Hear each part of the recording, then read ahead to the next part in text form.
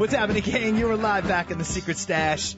I'm your host, Jesse Abanius, tracking down some of the coolest local people, having some important local conversations, and this one atop the list of somebody, not necessarily what you woke up, thought, that day that you were going to have to tackle, but for a lot of folks, I heard Michelle report earlier, maybe even 50% or more of folks that get into a conversation called I do, end up having to unravel it at some important time. So maybe you should be called the law offices of I don't. Would that work? Michelle Paul hanging out in the stash. By the way, you can track her down at San Diego-divorcelaw.com. Now, I set you up right before the break, Michelle. I said, what was the number one thing, the number one rule, you might say, of what not to do? So I don't know. All right, really? I got the drum roll. All right, so... we call this affectionately Joe's rule number one. Oh, it's Joe's rule. She's bringing Joe. Oh, yeah. By the way. So Joe, by the way, one of her partners hanging out in the studio. Yeah, Joe's our famous paralegal here in the office. Yeah. Joe's rule number one is the client is the enemy. The client is the enemy. It is. True. Good. Now, I love that, and that's why I set you up for that, because that's very sensational. But now unravel it so people understand what that means. Rule number one is the client is the enemy we found is true because if there's ever a reason why litigation gets unraveled or goes awry, is because the client signs on to do one thing with us and says, oh, yes, I'm on board and we're going to be the team and this is how the team's going to play it out. And then the client decides, you know what? I'm going to leave the lawyer out of this and I'm going to take care of it myself. And I'm going to go talk to the other side or I'm going to talk to the other opposing counsel. And before you know it, we got a whole new life of its own going on in the case. And more times than not, the case goes south and it's not successful and it's harder and more expensive to clean it up. And this makes so much sense to the layperson for a couple reasons. Number one is when you're going through, one of the big Ds, like we talked about, death, disability, divorce, it's a very emotional process. We spend a whole first segment even talking about that, like how to unravel that, how to find yourself within that truth when you're going through a situation like this. And then also the byproduct of that is you don't even know what you don't even know, and you start to not even recognize the who that you are in yourself in the first place. Like you start making decisions, and then in retrospect you're like, did I really just say that or do that? Like that the body and the mind under incredible stress.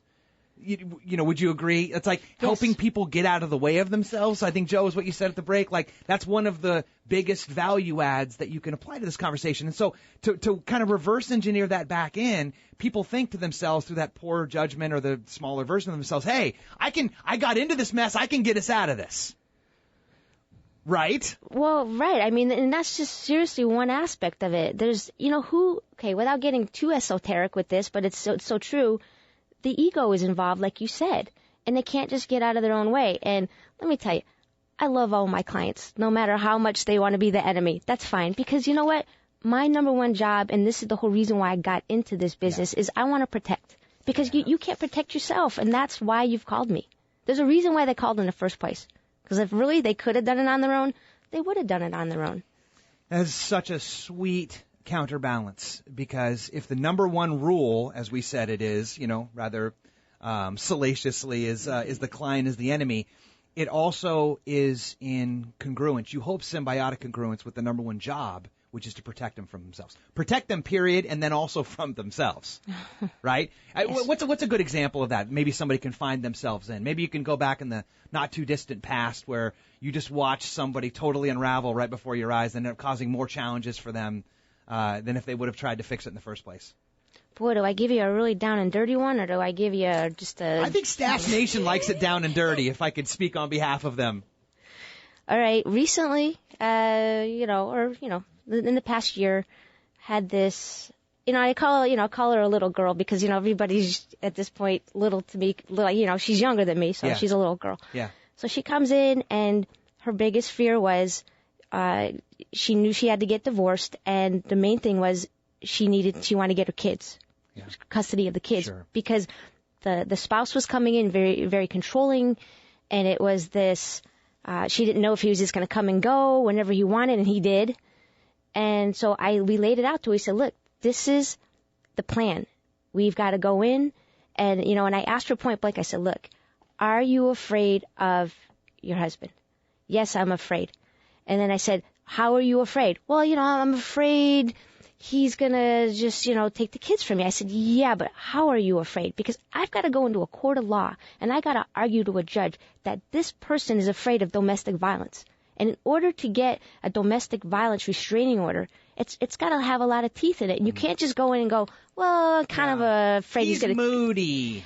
And I get that. And I'm like, I am not going to go back you on this. It ain't going to happen. Yeah. You've got to give me a reason. He's not nice without his coffee. Right? Believe it or not, sometimes on that level, I get that. And I'm like, I ain't doing it. Yeah. Because it's sanctionable conduct if I go in front of a judge and they're going to say, you brought this client into my courthouse. And, there are some legitimate situations going on right now where there are kids getting their butt kicked by their parents or whoever. And this court needs to protect them. And you're bringing this to me? So, lo and behold, I got into the courtroom, and everything we had written down for the court on the documents, the judge point blank asked her, are you afraid? Well, and I looked at her, I went, oh my God.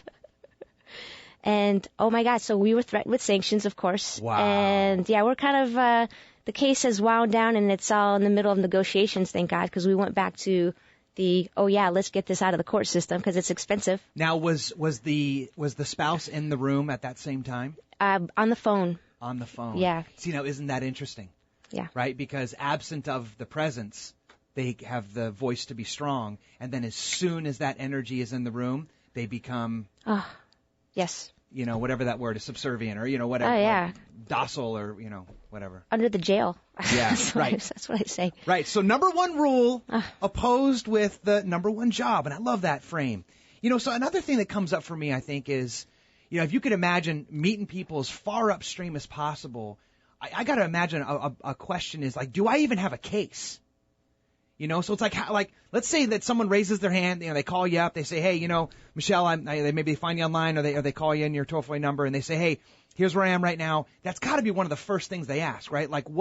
Do I even have grounds for this? Right. Because no one wants to go down and do the whole dance unless they feel like there's going to be an outcome, right? A respectable outcome. So how do you unravel that? Like someone asks you, hey, do I have a case? What do you do? Like we spoke about a little bit earlier, I say, look, let's break it down. Give me a timeline. Tell me where it started, tell me where you're at now, and tell me everything in between.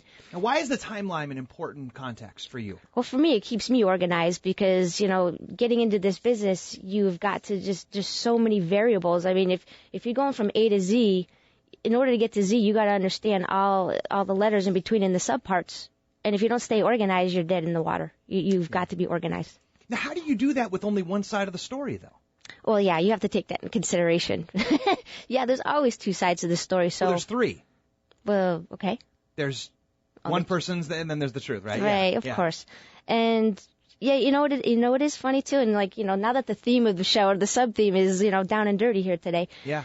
It's a Stash Nation, baby. Okay. Yeah. So it's just we find out. Maybe we're representing the wrong client sometimes. Interesting. Well, it's not like we don't want to represent the client, but at the same time, we thought at first our client was the one being wrong, and it's like, ooh, you know what? Now we're hearing some more information. What do you do then?